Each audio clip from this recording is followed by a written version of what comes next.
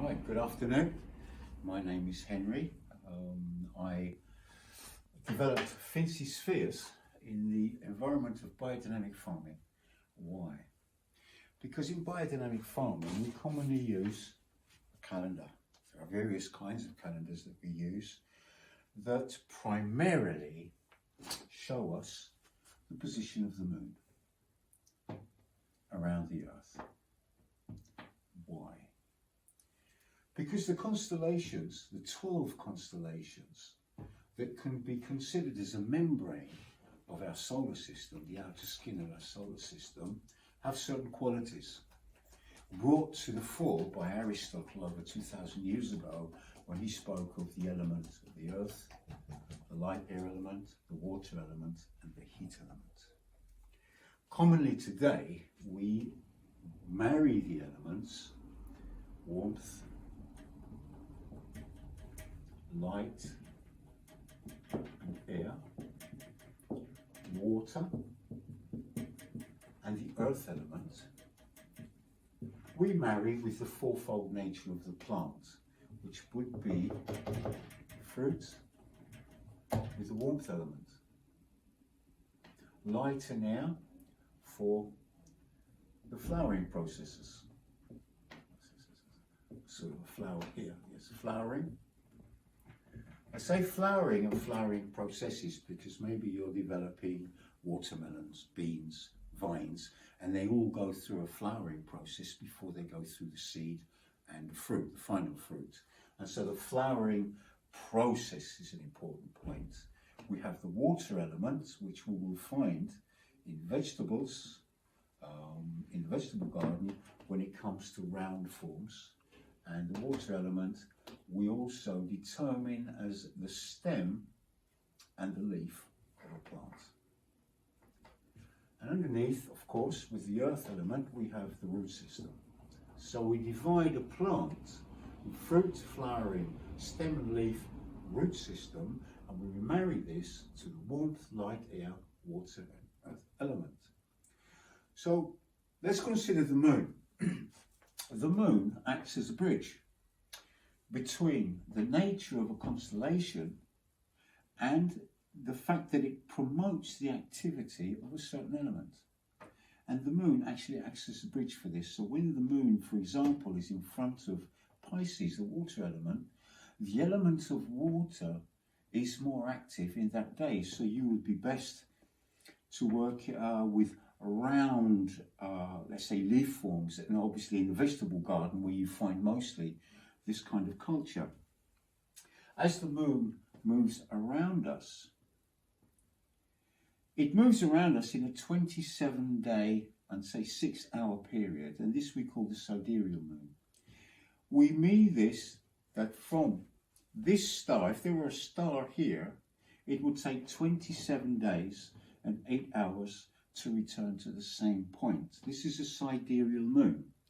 When we speak of moon phases, we're speaking of a synodic moon, which is different because let's say that for now, I start the month with the sun that's in Taurus.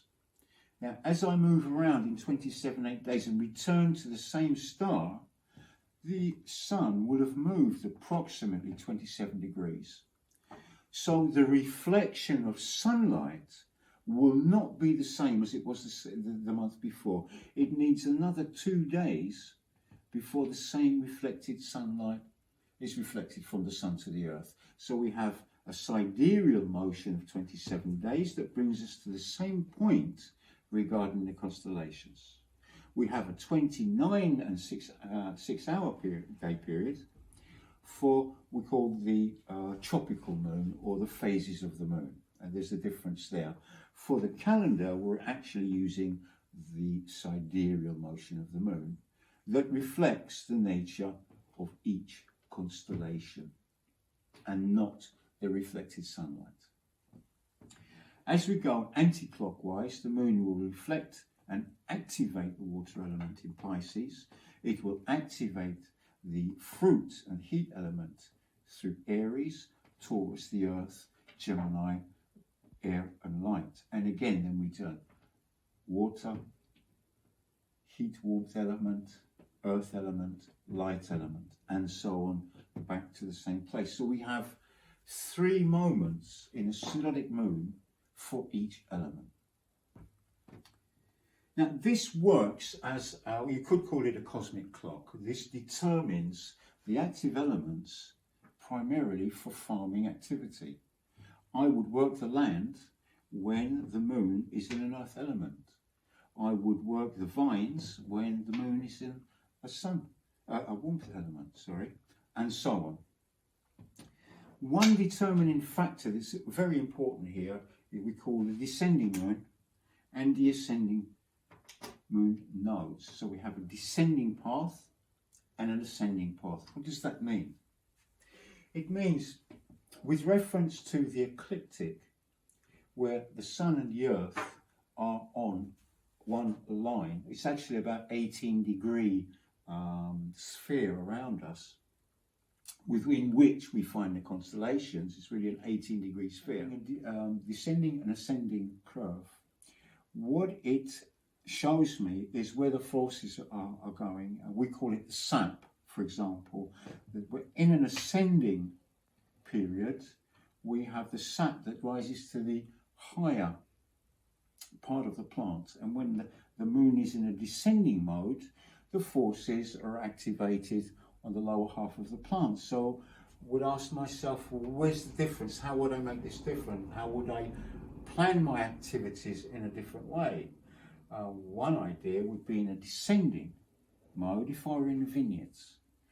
In descending, I would work the land around the vineyards, not on the vines themselves, but actually the land where the forces are.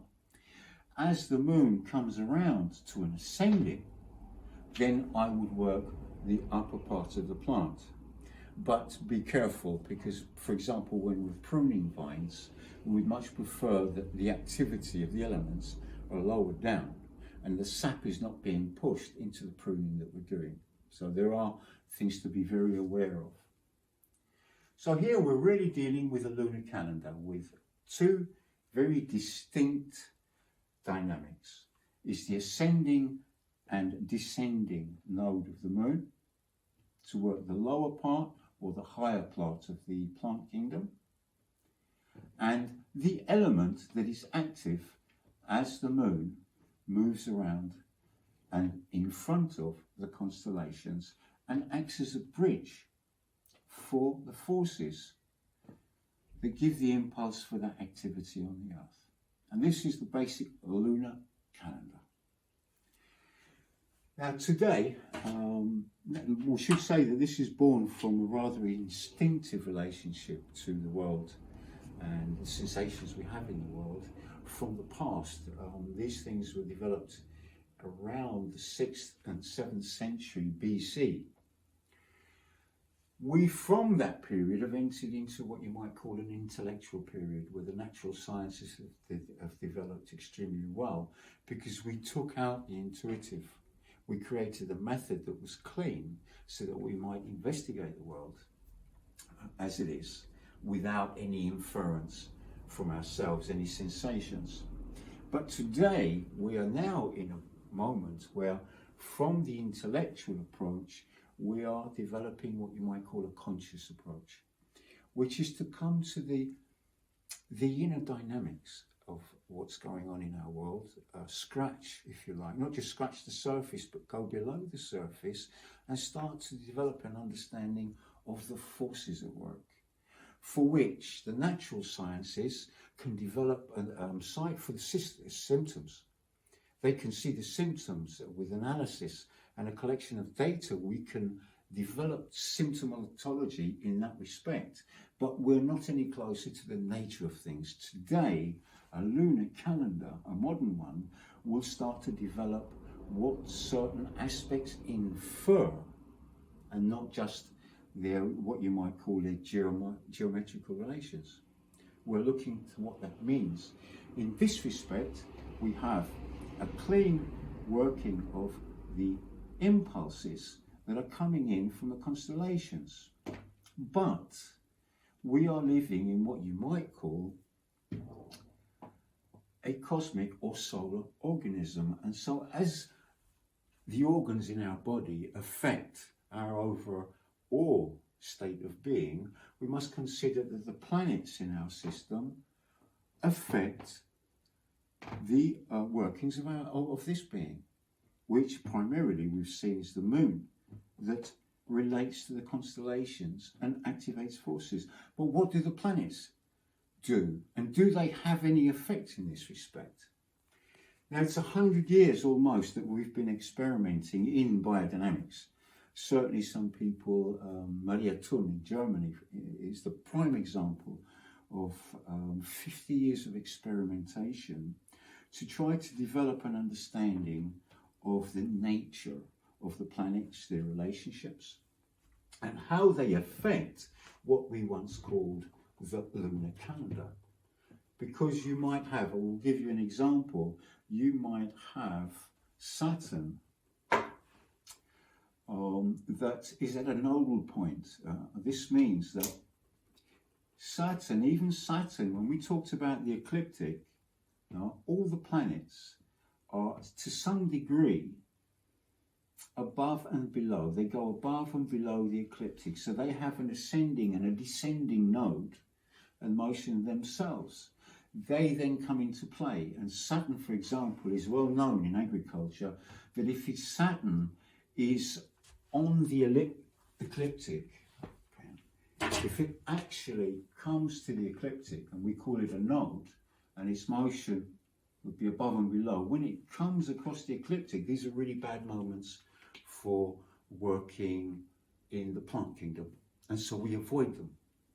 And this is one of the simpler ones, but then its relationship to other planets, whether, and always in a geometrical sense, whether we have triangles, straight lines. For example, we have what we call conjunctions. A conjunction means that a planet, or the moon or a planet, is in a straight line and in front of another planet from our perspective. So we're on the Earth and there are two planets in a straight line, commonly the moon, but it's irrelevant with the other planets. This is a conjunction. An opposition would be where the Earth is in the center and there is a planet on either side at 180 degrees. These aspects, as we call them, geometrical, astronomical aspects, have an effect on the primal concern of the moon and the activities that are promoted by the constellation. As I said, with Saturn, it has a disturbing effect.